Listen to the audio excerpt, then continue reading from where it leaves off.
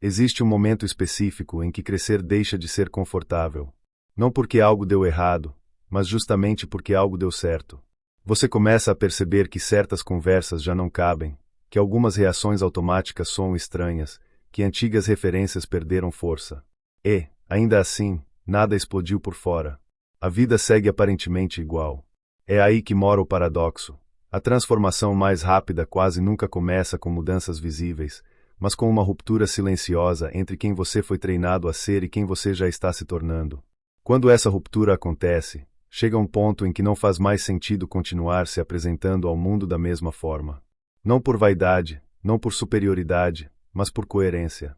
Em 2026, muita gente vai precisar se reapresentar, não porque mudou de roupa, carreira ou endereço, mas porque atualizou o próprio sistema interno.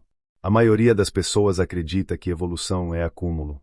Mais conhecimento, mais contatos, mais técnicas, mais esforço. Mas existe um limite invisível para o quanto você consegue crescer mantendo o mesmo conjunto de pressupostos internos. Você pode até acelerar por um tempo, mas cedo ou tarde surge um teto. Um padrão que se repete. Um tipo de resultado que insiste em se estabilizar. Não importa o quanto você queira ir além, existe algo operando nos bastidores, regulando o quanto você permite receber, sustentar e expressar. Esse algo não é azar, nem falta de talento. É o código que você está rodando todos os dias sem perceber. Todo ser humano opera a partir de um conjunto de crenças, perguntas internas e expectativas que funcionam como um sistema automático. Ele define o que parece possível, o que parece exagero, o que parece arriscado demais. E o ponto crítico é este: ninguém supera por muito tempo aquilo que considera normal para si. Você pode até tocar um nível mais alto, mas se ele não for integrado internamente, o próprio comportamento trata de te trazer de volta.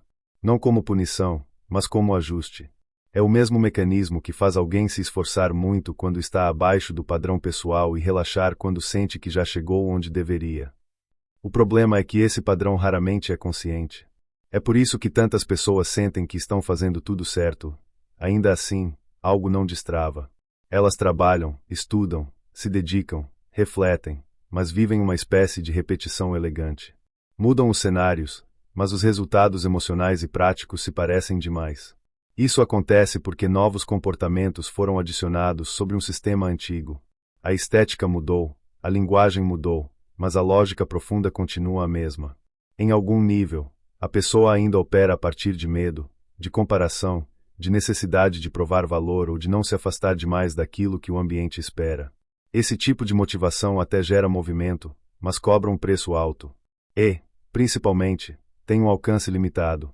O salto real costuma acontecer quando a força que te move deixa de ser reação e passa a ser direção. Quando você não está mais tentando fugir de algo, rejeição, escassez, passado, expectativa alheia, e começa a se mover em direção a uma expansão legítima. Isso muda tudo. A energia fica mais limpa, as decisões mais simples, a consistência mais natural. Não porque ficou fácil, mas porque ficou alinhado. Curiosamente, é nesse ponto que os resultados externos tendem a acelerar, como se o mundo respondesse a um sinal mais claro. Não é magia. É coerência interna sustentada ao longo do tempo. Mas nada disso acontece sem um elemento-chave: consciência. Enquanto você não enxerga o padrão, você é o padrão. Enquanto não percebe a pergunta que está rodando no fundo da sua mente, ela continua guiando suas escolhas. A maioria das pessoas acorda todos os dias respondendo a mesma pergunta interna, mesmo sem saber qualia. Perguntas como: o que eu preciso fazer para não errar? Como evito ser julgado? Como me mantenho seguro? O que vai dar menos trabalho emocional? Essas perguntas moldam prioridades, comportamentos e até ambições. E, no fim, entregam exatamente o tipo de vida compatível com elas. Quando alguém começa a crescer de verdade, essa pergunta muda. Ou, pelo menos, entra em crise. Surge um desconforto sutil, uma sensação de que o antigo roteiro já não serve. É aí que entra a necessidade de se reapresentar. Não como performance, mas como atualização. Você não explica demais. Não anuncia.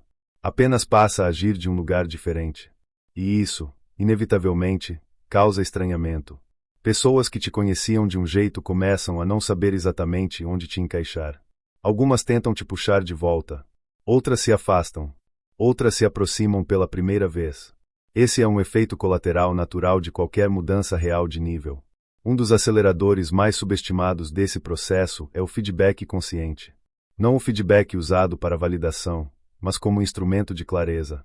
Quando você pede retorno genuíno sobre como está aparecendo no mundo, cria pontos de contato entre intenção e impacto. É desconfortável, porque quebra narrativas internas. Mas é exatamente isso que impede a estagnação elegante. Quem cresce rápido aprende a ouvir sem se defender e a ajustar sem se diminuir. Usa o retorno como dado, não como sentença.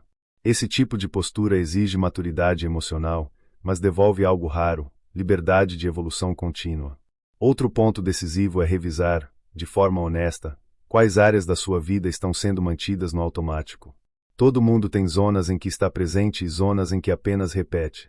Relações, corpo, trabalho, espiritualidade, comunicação. O automático não é o vilão, ele é eficiente. O problema é quando ele opera sobre premissas antigas.